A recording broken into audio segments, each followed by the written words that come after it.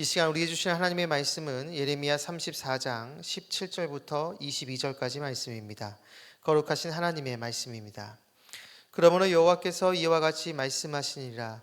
너희가 나에게 순종하지 아니하고 각기 형제와 이웃에게 자유를 선포한 것을 실행하지 아니하였은즉 내가 너희를 대적하여 칼과 전염병과 기근에게 자유를 주리라. 여호와의 말씀이니라.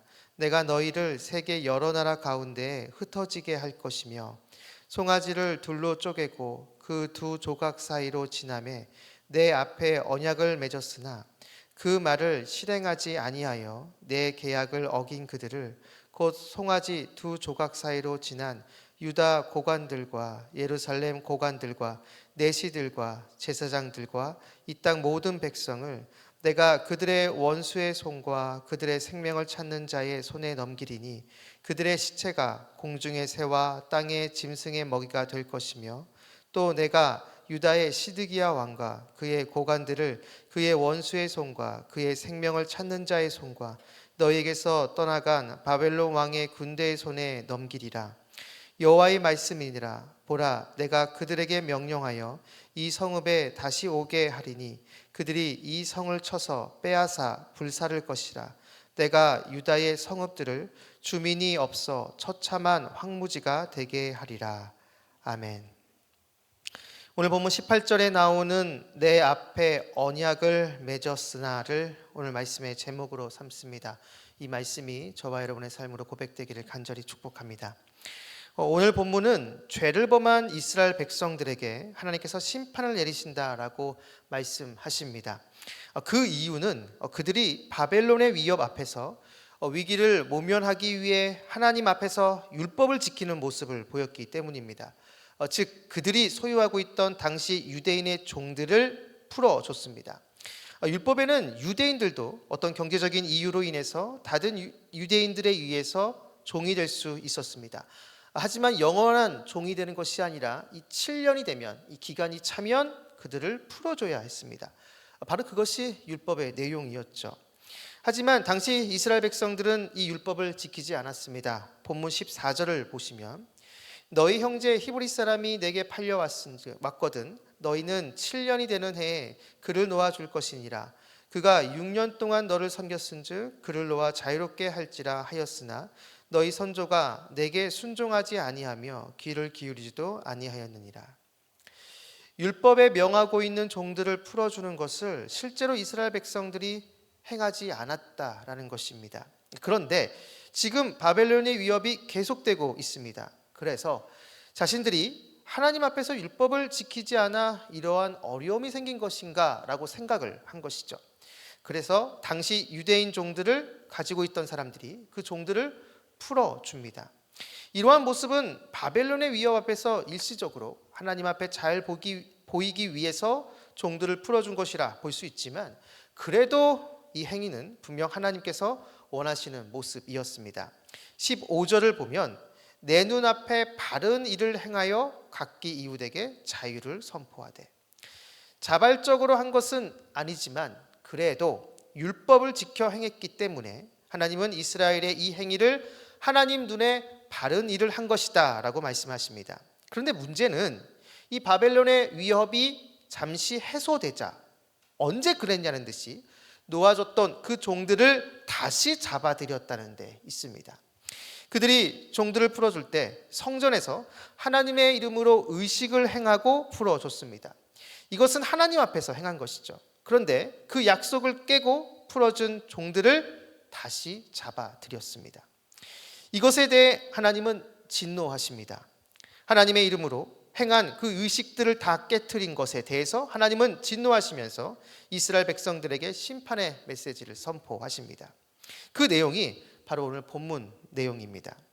먼저 하나님은 이스라엘 사람들이 이 종으로 삼은 종으로 삼은 사람들이 이방 나라 사람이 아니라 바로 동족임을 강조하십니다. 17절을 보면 그러므로 여호와께서 이와 같이 말씀하시니라. 너희가 나에게 순종하지 아니하고 각기 형제와 이웃에게 자유를 선포한 것을 실행하지 아니하였은즉 내가 너희를 대적하여 칼과 전염병과 기근에게 자유를 주리라. 여호와의 말씀이니라. 내가 너희를 세계 여러 나라 가운데 흩어지게 할 것이며. 하나님은 남종, 여종 이러한 표현을 쓰지 않으시고 형제와 이웃이란 표현을 쓰십니다. 즉 같은 동족인 유대인을 종으로 삼은 것에 대해서 지금 지적하고 계신 것이죠. 물론 경제적인 이유로 인해 다른 사람의 종이 될 수 있지만 그것은 어디까지나 일시적인 것입니다.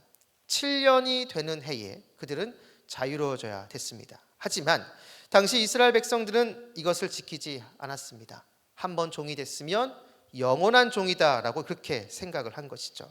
그래서 하나님은 먼저 이것을 지적하시면서 지금 종으로 삼고 있는 사람들이 실제로는 형제이고 이웃이다라고 말씀하고 있는 것이죠. 그러면서 하나님의 이름으로 종들에게 자유를 선포한 후 다시 그것을 깨고 종으로 삼은 이스라엘 백성들에게 행한 모습 그대로 갚아주시겠다라고 말씀하십니다. 즉 하나님께서 이스라엘 사람들에게 자유를 선포하시는데 그 자유가 칼과 전염병과 기근에게 그들을 풀어준다라는 것이죠. 본문 17절 전반절을 보면 그러므로 여호와께서 이와 같이 말씀하시니라 너희가 나에게 순종하지 아니하고 각기 형제와 이웃에게 자유를 선포한 것을 실행하지 아니하였은즉 내가 너희를 대적하여 칼과 전염병과 기근에게 자유를 주리라. 이스라엘 백성에게 자유를 주시는데 칼과 전염병, 기근에게 풀어주는 자유를 주신다라는 겁니다. 칼과 전염병, 기근 앞에서의 자유. 여러분 이것은 자유가 아니라 죽음입니다.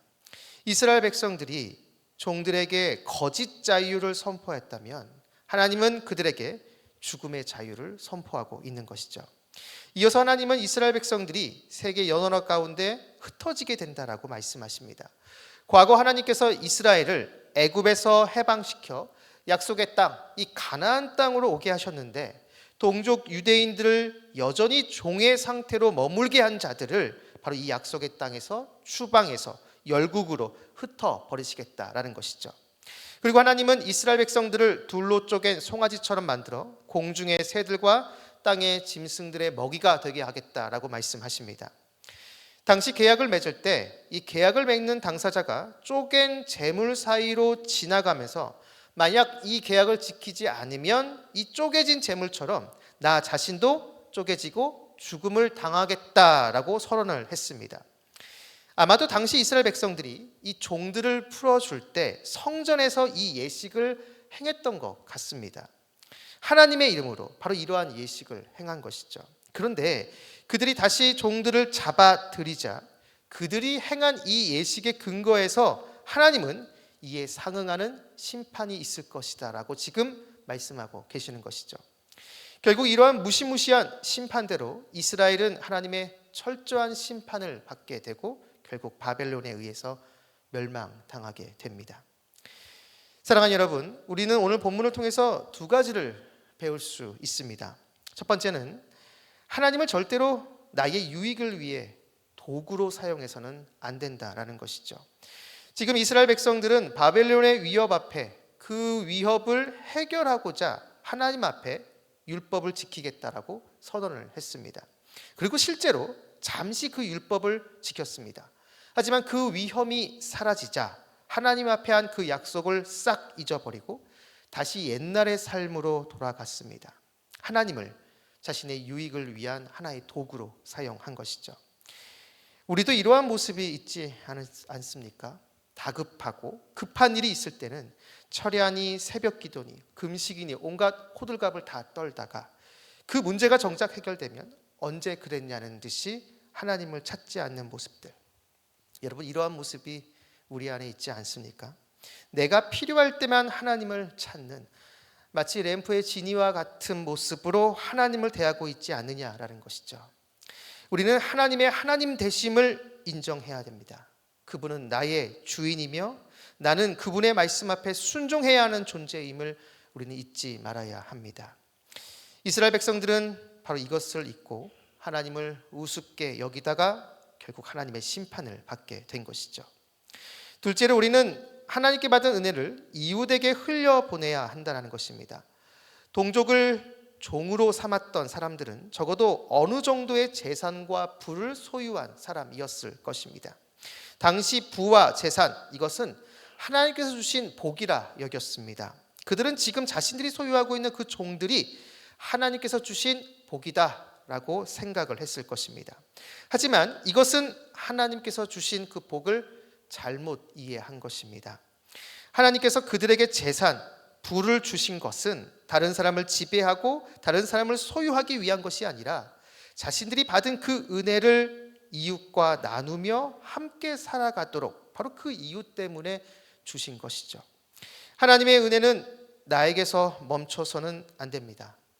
내가 받은 은혜를 이웃에게 흘려보낼 때 그 은혜는 더 온전해지는 것이죠.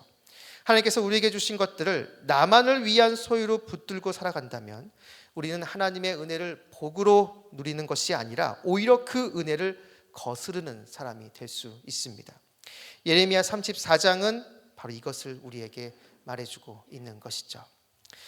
사랑하는 말씀상 공동체 성락성결교회 성도 여러분, 예레미야 당시 이스라엘 백성들은 하나님을 하나님으로 여기지 않았습니다. 단순히 자신이 필요할 때 도와주는 주머니의 신으로 여겼습니다. 하지만 하나님은 그렇게 우리가 조종할 수 있는 분이 아닙니다.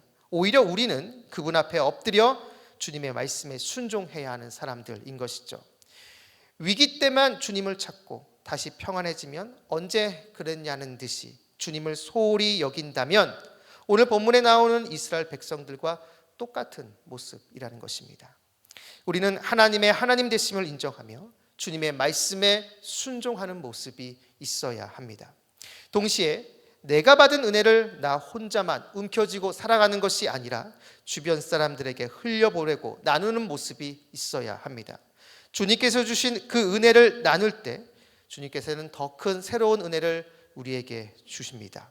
은혜의 통로 역할을 하는 그 사람에게 주님은 더 큰 은혜를 맛보게 해 주신다라는 것이죠. 바라기는 이곳에 계신 여러분 모두가 오늘 이 말씀을 기억하시면서 하나님을 하나님으로 인정하며 주님의 말씀에 언제나 순복하고 내가 받은 은혜를 주변 사람들에게 흘려보내므로 주님으로부터 인정받는 저와 여러분 우리 모두가 되기를 주님의 이름으로 축원합니다. 기도하겠습니다. 우리의 모든 것 되시는 아버지 하나님, 오늘 우리에게 말씀을 주시고 이 말씀을 붙잡고 기도하게 해주심을 진심으로 감사드립니다. 주님의 주님 되심을 인정하며 매 순간 주님의 말씀에 순종하는 모습이 있게 하여 주옵소서. 나의 유익과 만족을 위해 주님을 도구로 삼는 어리석은 모습이 없게 해주시고 주님께서 말씀하시면 즉각 순종하는 저희들이 되게 하여 주옵소서. 그리고 주님께서 주신 은혜를 주변 사람들에게 흘려보내길 원합니다. 그 은혜가 나만을 위한 것이 아님을 알게 해주시고 나를 통해 주변 사람들이 주님을 더 알아갈 수 있도록 그 통로로 저희 모두를 사용하여 주시옵소서. 오늘 하루의 첫 시작입니다. 오늘 하루 동안 우리 모든 성도님들과 함께 해주셔서 길의 위험과 사람의 위험과 여러 환경의 위험에서 우리를 지켜주시고 무엇보다 우리 마음속에 우리를 끊임없이 유혹하는 음란과 거짓과 교만과 시기와 탐욕의 유혹에서 우리를 건져 주옵소서. 감사드리며 예수님의 이름으로 기도드립니다. 아멘. 공동기도문입니다.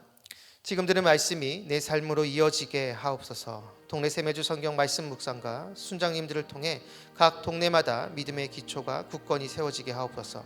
하나님 마음에 합한 새로운 담임 목사님을 보내주옵소서. 후반기 사역에 큰 은혜를 주옵소서. 이 나라가 하나님의 공의와 은혜 아래 정치, 경제, 사회가 안정되고 대통령과 모든 지도자들이 국정을 지혜롭게 운영하게 하옵소서.